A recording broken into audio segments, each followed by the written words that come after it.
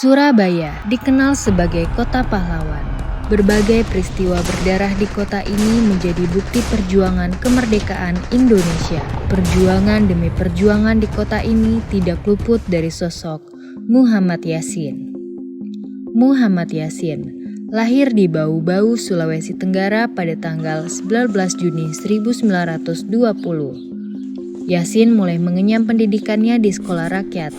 Yasin melanjutkan pendidikan setingkat SMP, HIS, sampai dengan setingkat SMA, Mulo di Makassar pada tahun 1941.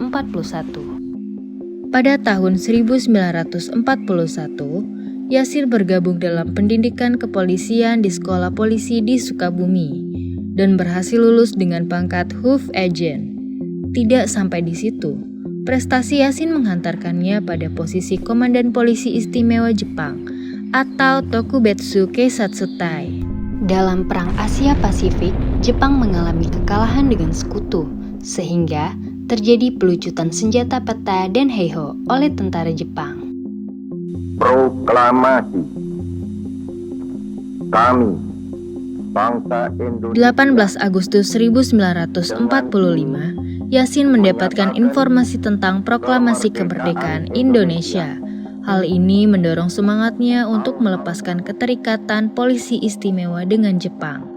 Lalu, pada 21 Agustus 1945, Yasin dan pasukannya melakukan aksi monumental dengan membacakan proklamasi polisi istimewa menjadi Kepolisian Negara Republik Indonesia di markas Tokubetsu Keisatsutai. Setelah proklamasi kepolisian, bendera Hinomaru Jepang diturunkan. Muhammad Yasin memimpin pasukan polisi istimewa konvoi atau pawai siaga bersama rakyat dan pemuda.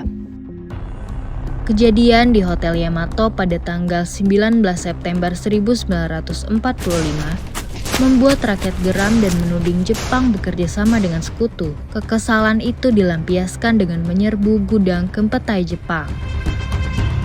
Yasin memberikan senjata hasil lucutan kepada Badan Perjuangan dan BKR. Yasin yang tidak ingin melihat korban berjatuhan, tak gentar menyelinap masuk dan bertemu Komandan Kempetai. Terjadi negosiasi yang alot. Negosiasi itu diakhiri dengan penurunan bendera Jepang dan penaikan bendera Indonesia. Meskipun dalam keadaan mencekam, polisi istimewa tetap melaksanakan patroli.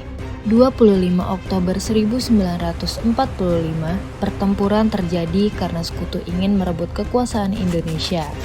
Yasin yang mengatur strategi melawan sekutu berhasil membuat mereka terpojok hingga mengajukan gencatan senjata pada 30 Oktober 1945.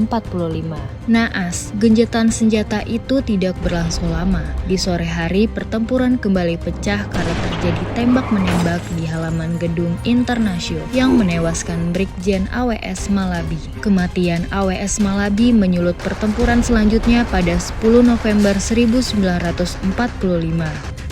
Setelah pertemuan itu, Yasin memanggil komandan polisi di Malang, Jombang, Mojokerto, Besuki, dan Kediri di Surabaya untuk menghadapi pasukan Inggris dan sekutu.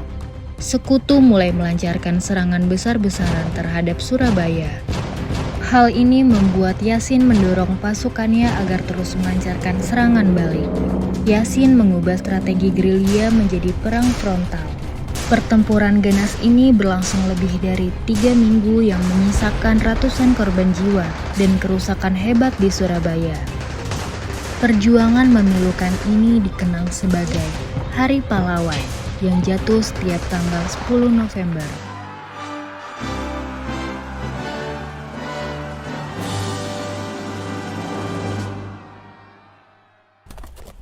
3 Mei 2012 adalah akhir dari perjalanan cerita kehidupan Muhammad Yasin. Ia meninggal di Rumah Sakit Polri Sukanto dan dikebumikan di Taman Makam Pahlawan Nasional Utama Kalibata, Jakarta. Karena jasanya terhadap bangsa dan negara, Muhammad Yasin oleh pemerintah dinobatkan beberapa penghargaan dan secara resmi dinobatkan sebagai pahlawan nasional berdasarkan Surat Keputusan Presiden Republik Indonesia nomor 116 TK tahun 2015 tentang penganugerahan gelar pahlawan nasional.